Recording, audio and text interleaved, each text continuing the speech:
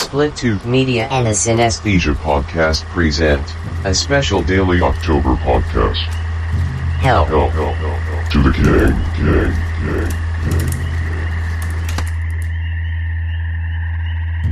Jason, have you read Stephen King's books?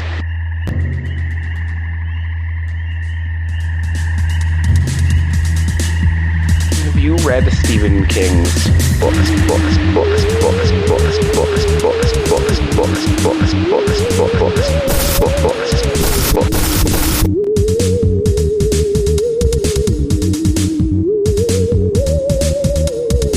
King movie, a Stephen King movie. King movie, a Stephen King movie. King movie, a Stephen King movie. I have done my best to scare the shit out of you guys.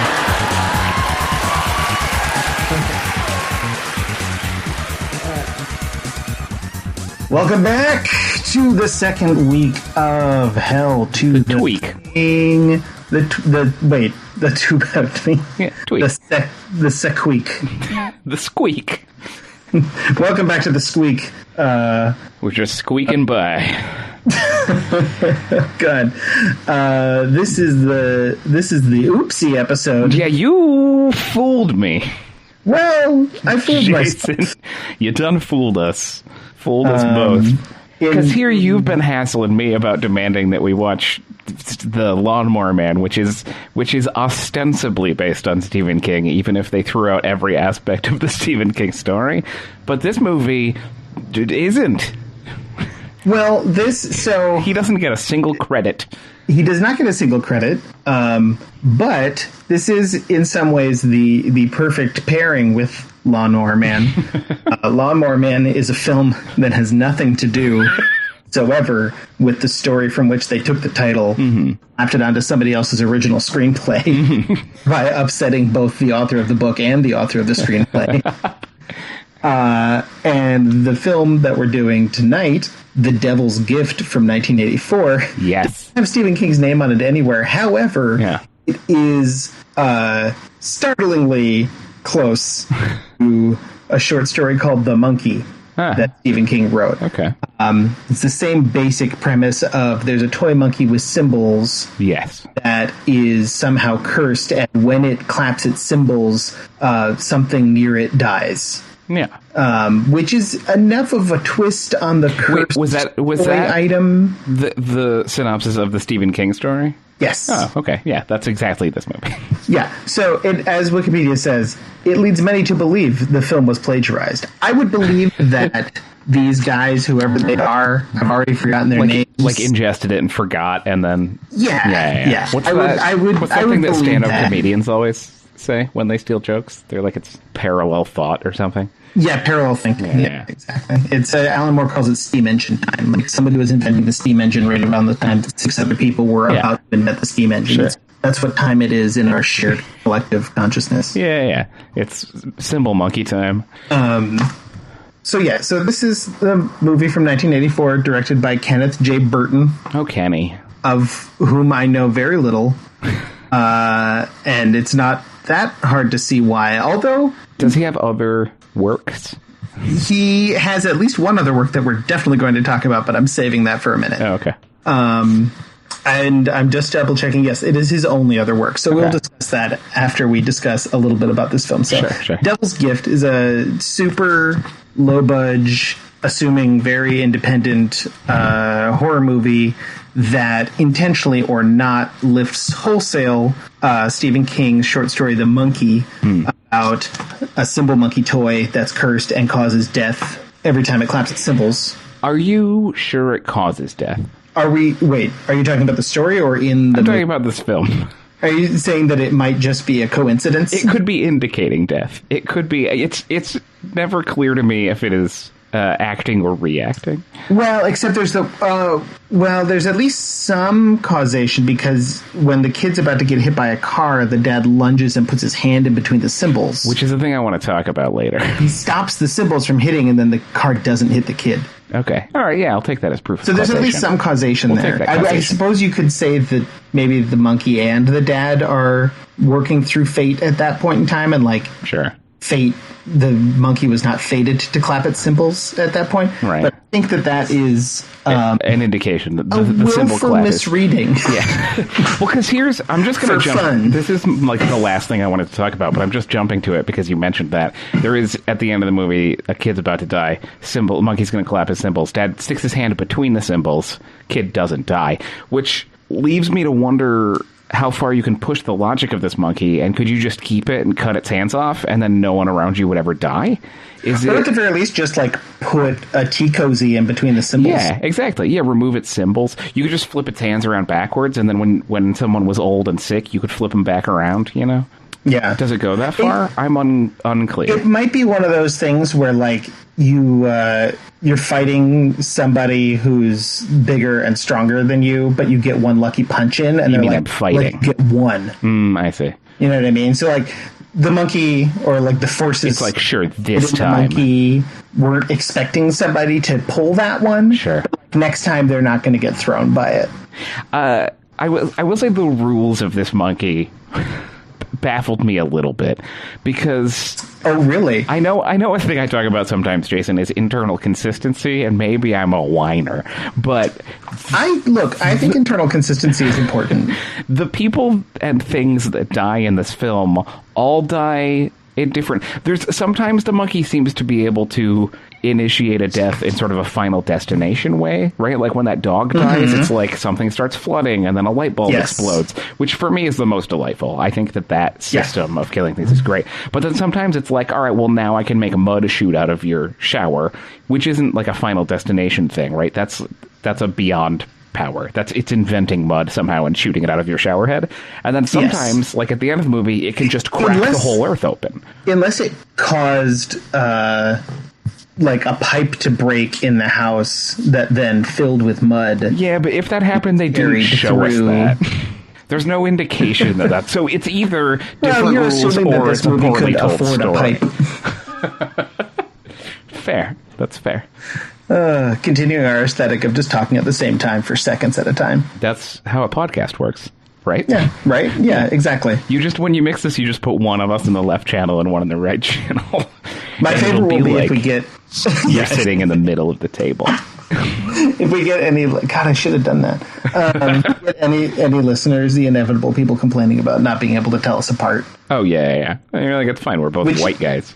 Well, it just literally happens to everybody I've ever listened to on a podcast, even people who you're like, they are... That what? They're very distinct. Yeah. This movie, Jason. Yeah, what? Jim, talk to me about this movie. Did you like this movie? I'll tell you what I liked. Where do you land on your thesis?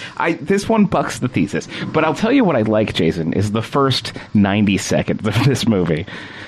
I do too. The opening of this film feels like it's the opening of a Bananas anthology film. It's an older woman in a miniature house with hand-drawn electrical lightning, who's having a Ouija board conversation with a man named Thomas Johnson, maybe flirting with him. It's a little unclear.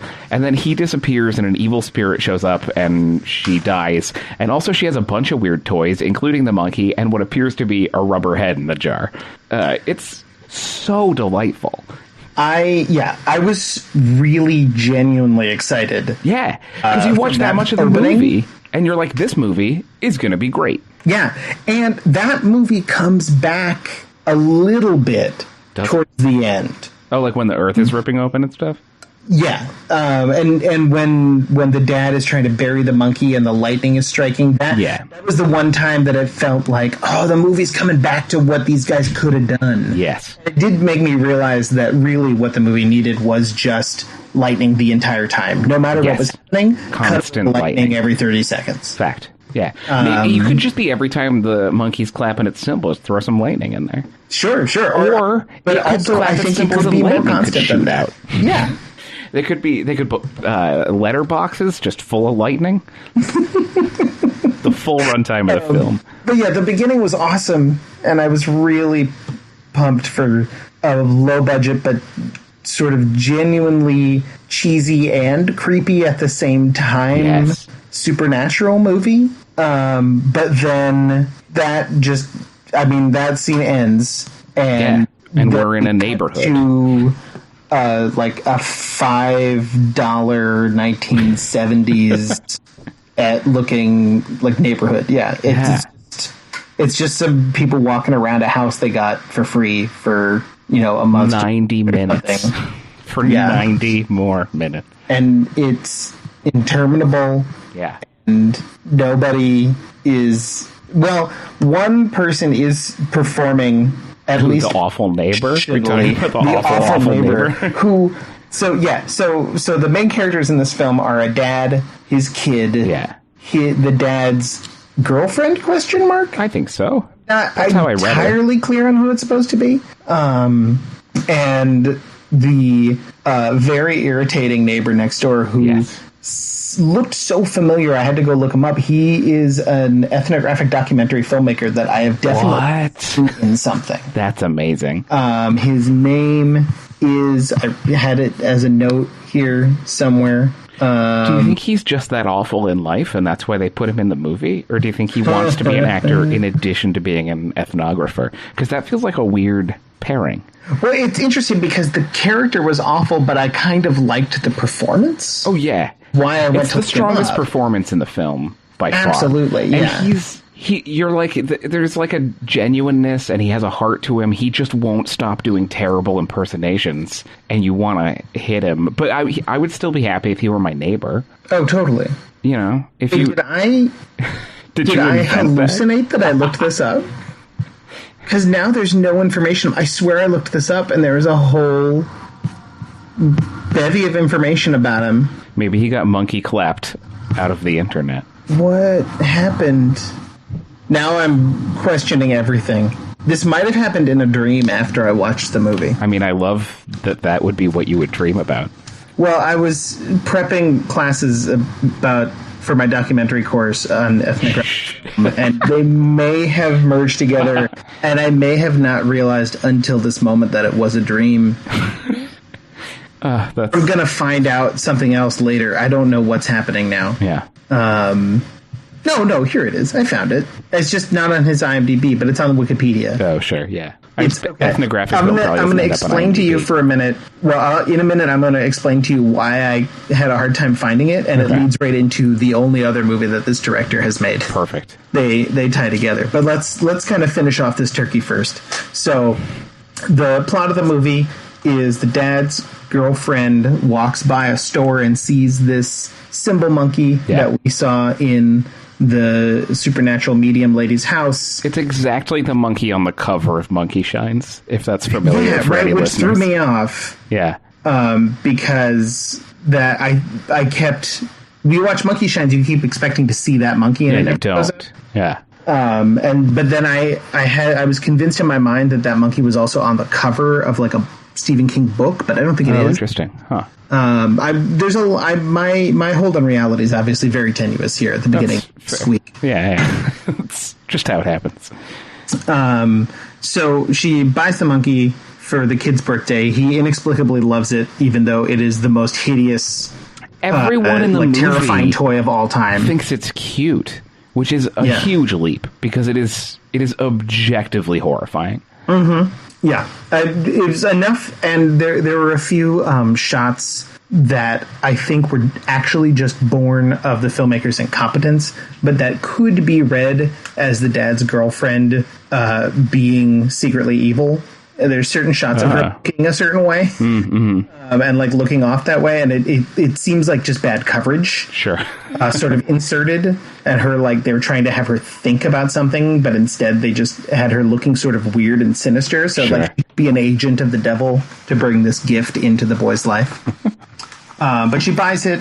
The monkey sits in the house, and every time it claps, something dies. It starts with the plants in the house, and then it moves to the dog, and then it starts killing people. Yeah.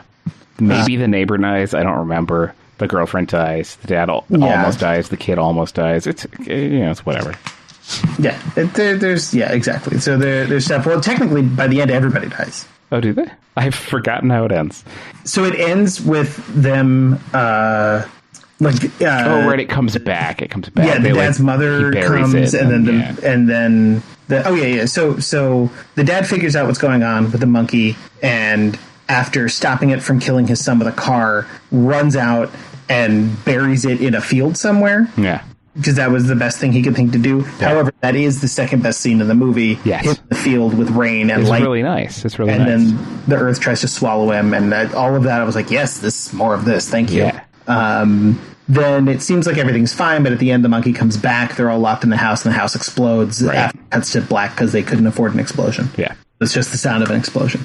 There are two other things, Jason, I just wanted to mention, but I'm done talking about this movie aside from that. One is there's a really, I don't know, for me, I think the most genuine emotional beat in the movie, and maybe the only one, is there's a scene where the kid is watching cartoons really loud at like 6 a.m, and the dad comes running in and is like, "What are you doing? Do you know what time it is?" and is like kind of mad about it, and then walks out of the room and immediately walks back down with a pillow and flops down and watches cartoons with the kid, and it's so sweet. I loved that scene. Yeah. That scene made me want to find out if this director had made any other movies. Sure. There's a glimpse of somebody who understands something about people. Yeah.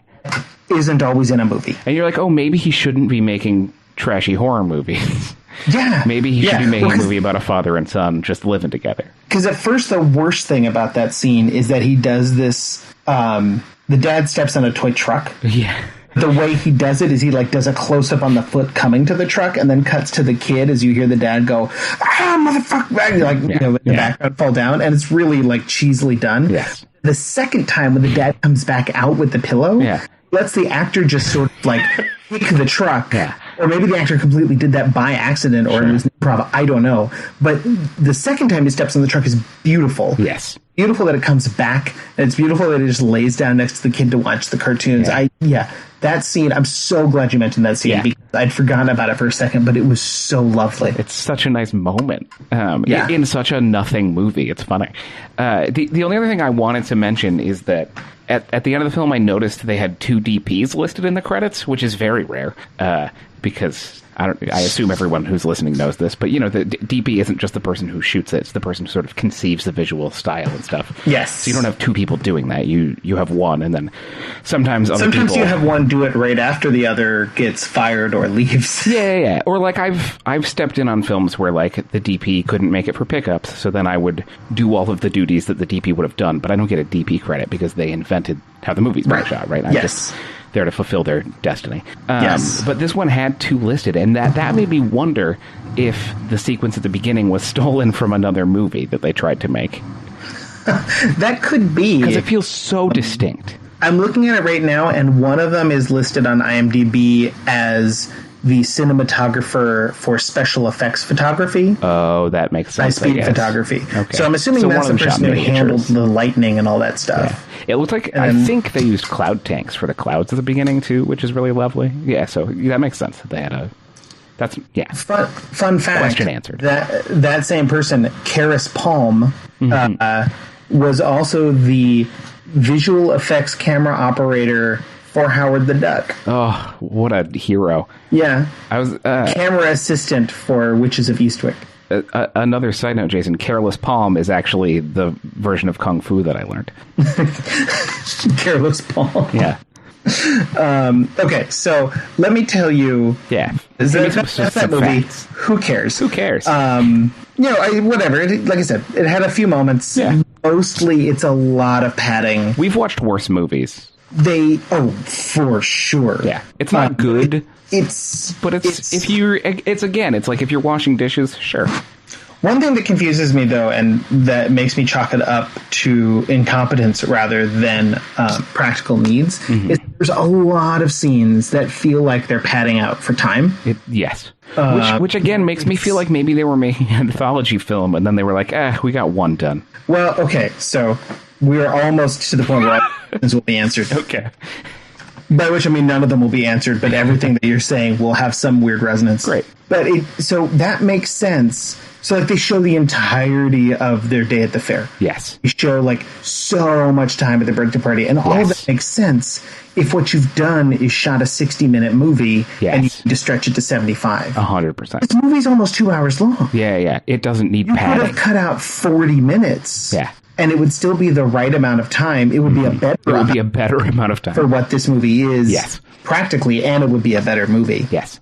So that confuses me. Okay, so this is the best part about this movie by far. Okay. Did you look up this movie at all? No. Okay. I'm excited for that then. I mean, I looked it up just enough to see that it wasn't. I was like, Stephen King's name never showed up, and I looked it up, and people were like, it's not Stephen King. And I was like, oh, I'm going to hit Jason with my words. Hey, look, he's listed on IMDb as the author of the short. Is he really? That's funny. He is. So that make it right. And every article mentions that it's probably plagiarized. Yeah. Okay, so this movie, the only other movie that the director has made is a movie called Merlin's Shop of Mystical Wonders. Okay, I'm on board for that. Which has a beautiful cover. I'm going to send it to you. Maybe make it the album, the cover art for this episode. Correct. It stars Ernest Borgnine. Oh, yes. In a connecting sequence, a framing sequence. As Merlin? No, unfortunately not as Merlin. He started as a grandfather talking to his grandson, his fairy princess bride. Okay, that's fine. Telling him stories, and the idea. So I haven't tracked this movie down to watch it yet. Sure. Fully intend to. Yeah. In November. Because the idea is that the grandfather's telling stories about Merlin to the boy. Okay. But there are only 2 stories in the movie. Okay. And one of them is a re-edited version of The Devil's Gift.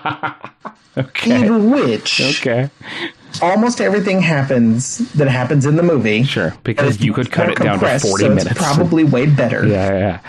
But at the end, instead of the monkey coming back and killing everybody, before the monkey, I'm reading from the Wikipedia now, before the monkey's cymbals are struck again, Merlin shows up just in time, takes the toy back to his shop. Whoa, that's crazy.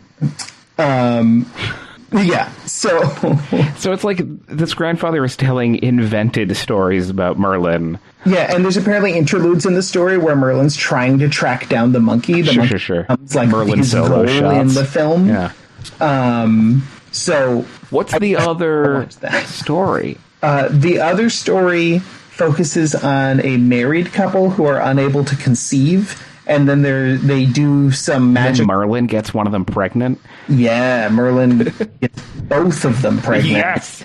No, they try to go to some magical solutions. Hilarity ensues, and then eventually the husband is magically turned into a baby, and the wife just happily takes him as the baby to raise him as a child. That is horrifying. Yeah.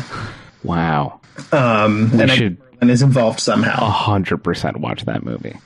Yeah. So that is the only other movie the director has made. Okay. And it's 30% the same movie. At least. Yeah. And it has Ernest Borgnine in it somehow. Great. Distributed by Monarch Video. Oof. It's direct to VHS. Sounds like it.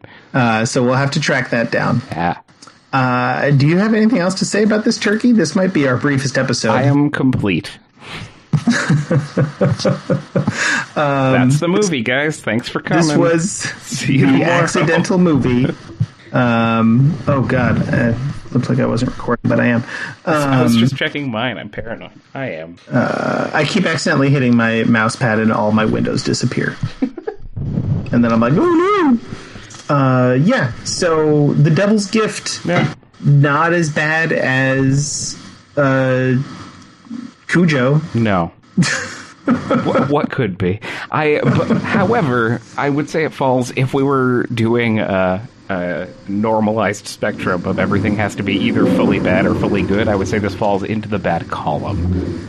But I would say it's worth watching if you're doing other things, or if you're down to fast forward through a lot of it. That seems true. Is there anything else we can do to vamp? We kind of have to fill some time here. This is a really short episode. Don't you think everyone will just be thankful? So I was... The Devil's Gift to you, it's a short episode. Yeah.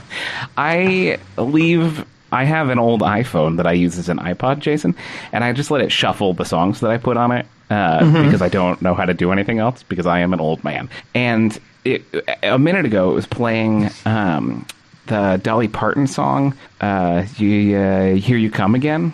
Here you come again. That's what it sounds like. You know that song? And I was thinking that is the perfect... It's like specifically designed to be the theme song for a late 80s sitcom. So I looked to see if it was, and it was not. And then I was like, wait, has Dolly Parton ever had a sitcom? And she hasn't. She had a variety show for a minute, and they made a 9-to-5 sitcom, but it didn't star her. And why? Right, well, because they couldn't afford her. Why didn't America ever give her a sitcom? I can't think of anyone who's more deserving of like a 1993 sitcom than Dolly Parton. I think it's more that Dolly Parton existed at a time when getting a sitcom was not... Like, she didn't need to do that. Yeah, but like Reba McEntire had one. Yeah, but Reba is slightly after, right? Like, that's the next generation. That's when things are starting to you have to start trying to diversify your star portfolio to like... You think Dolly was just doing fine? I think Dolly could have had a sitcom if she wanted one. Yeah. But you think she was a film star, a musician, and a theme park magnet, and that was enough? Oh yeah. Okay. Oh yeah. That's fair. I think she was perfectly comfortable where she was. Well, I hope you're right. I'm sure if she had wanted to be in the 9-to-5 sitcom, they probably would all over themselves to put her in it. That's fair. But I think you're talking about that like 10 to 15 year jump. Yeah. Where being on a sitcom is a place where you start your career, and being on a sitcom is a place where you end your career. It's like a different, you know what I mean? Okay. Like that's how sitcoms have transformed. That's fair. I feel like there's that era of like Mary Tyler Moore and like Rhoda where it feels like that's an aspirational thing, and then like now it kind of feels like that's, I guess, like post Seinfeld, it feels like that's an aspirational thing.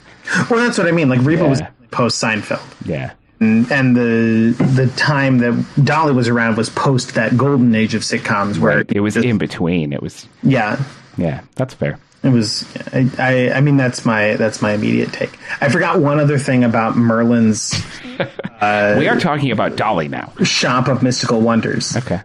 Which is, according to Wikipedia, this whole episode's just me reading from Wikipedia, but that's fine. The film was one of the last works to be featured on Mystery Science Theater 3000's original run. Good for them. That was it's one of its Wikipedia claim to fames. Yeah. Well, that's something. All right, I think we ran the clock out enough. Great. Cool.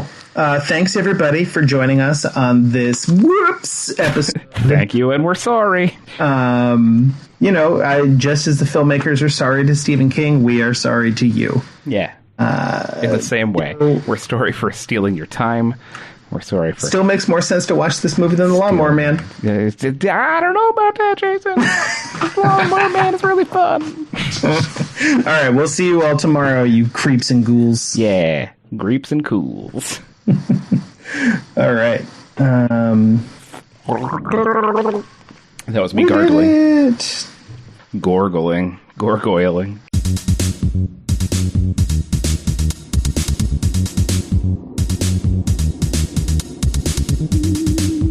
Hell to the King is a special presentation of the Cinesthesia podcast, produced by Iguanodonald Studios, and distributed by Split Tooth Media. Music by Loyalty Freak. Hell to the King is recorded live before a studio audience in the twilight eternity between the moment the clock strikes midnight and the first second of the new day. That's twilight eternity, Eastern Standard. Daylight savings really fucks us up.